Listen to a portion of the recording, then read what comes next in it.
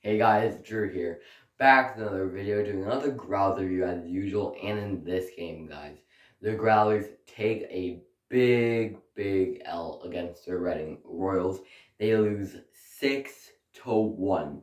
One goal scored for the Growlers. How do you like that? The one goal scored for the Growlers went to Brandon Cruz. He got his 6th of the season. With that Growlers loss, they are now 4th in the ECHL, and they are, I believe they're like 4 points behind to get to 3rd. Most of the season they've been 2nd in the ECHL, but now it's just all going down. They are almost actually, in fact, 2nd in the East, as Jacksonville has 74 points, as the Growlers have 77, which isn't too far away. So, I don't know where this team could be by the end of the season, but if they're playing like this, I don't know what to expect. With Centazzo, Solo, Bedini, Johnson, Boland, Miller, Pietranero, all of those guys gone, what do the Growlers have to do? Jordan Escott was playing tonight, as Nathan Knoll got released. I don't know what's happening with this team halfway through the season. The deadline is coming up, and after this deadline, I don't know what to expect.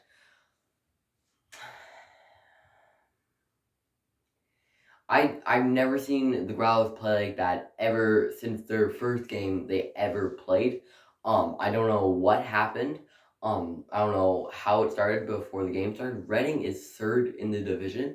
How do you like it, for example, if Boston would be playing Tampa Bay at home and they lost 6-1? Pretend you're cheering for Boston. Your favorite team is Boston, dominant team, and they're going to play a struggling Tampa Bay Lightning team, and they lose 6-1. How would you feel? How would you genuinely feel? Adam Daw was playing last night. He struggled a bit. There was a few guys on the ground that did struggle.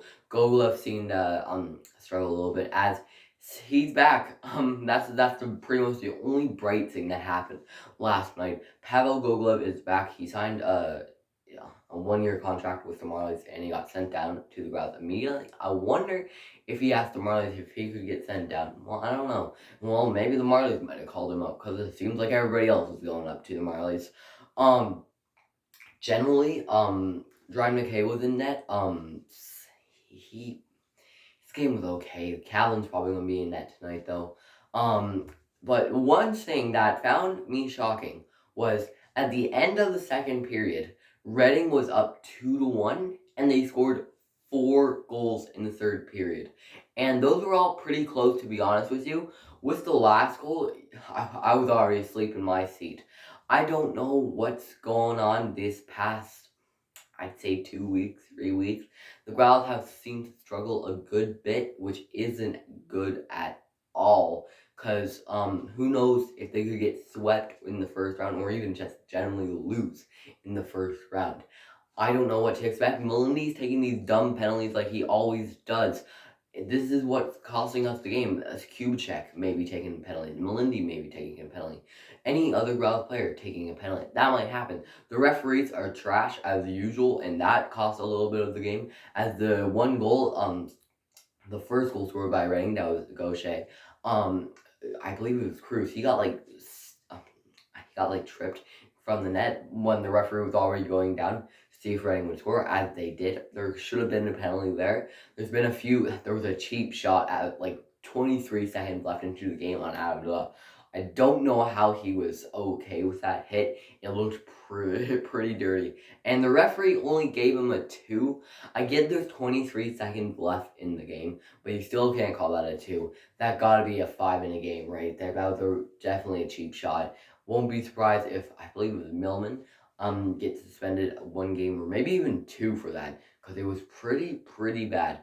Pat Nagel was in net for Reading. He got the first start of the game. He was in net for Toledo when the Growlers won the Kelly Cup. I've probably said that many times. And whenever he comes to Newfoundland, he always seems to have something to prove against this squad. Now, I want to talk a bit about Reading's players. I've never seen a few of their players play like this before. Charlie Gerard is one of them, oh my goodness, the Growlers need to call him up. I really want him to come to the Growlers next season, or maybe even by the trade deadline. But I think he's going to stay in Reading. He's a little older player, but he's definitely like the fastest skater on Reading. Looks like McDavid out there. Leads them in points currently. He's unbelievable for Reading. As the Growlers, you can say Centazzo's that guy, but Centazzo is up with the Marlies. No big deal. Evan Barrett is another guy for Reading. He seemed to play pretty well as well. He was actually in a trade with Philadelphia and Chicago, and that's what made him play for Reading currently. I suppose Kenny will be in net for Reading, and the Cavalry will be in net for the Growlers tonight. I do not know what to expect. The Growlers looked very tired out there, so they might act tired again tonight, or they're either going to come out flying. I don't know which way it's going to go, but make your decision, because we'll have to wait and see what happens. And Sunday's game. They usually win on Sundays, but they might be really, really tired that game. Maybe even Reading too, to be honest with you. There's a few guys on Reading that also improved since the opening weekend. Their assistant captain, number 27. I forget his name. But he played pretty well. He's a defenseman. Doesn't look like a defenseman out there. He definitely looks like a forward. But he is a defenseman. He took the opening face-off because it was Pride Night. So that's another good thing. The Gruff had a team night. There's going to be a lot of team nights, though, as the season ends.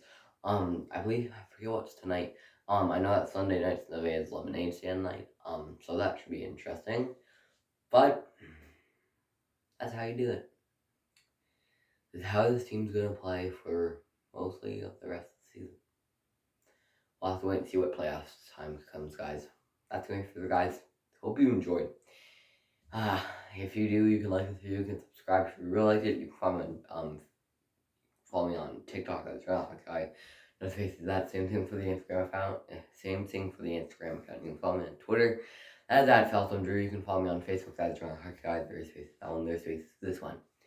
We're on the road to 200 subscribers. Hopefully we can hit it before the time the Growlers season is over. We'll have to wait and see what happens, though. We'll see what we have to talk about tomorrow, guys. That's going to be guys. I'll talk to you all again soon.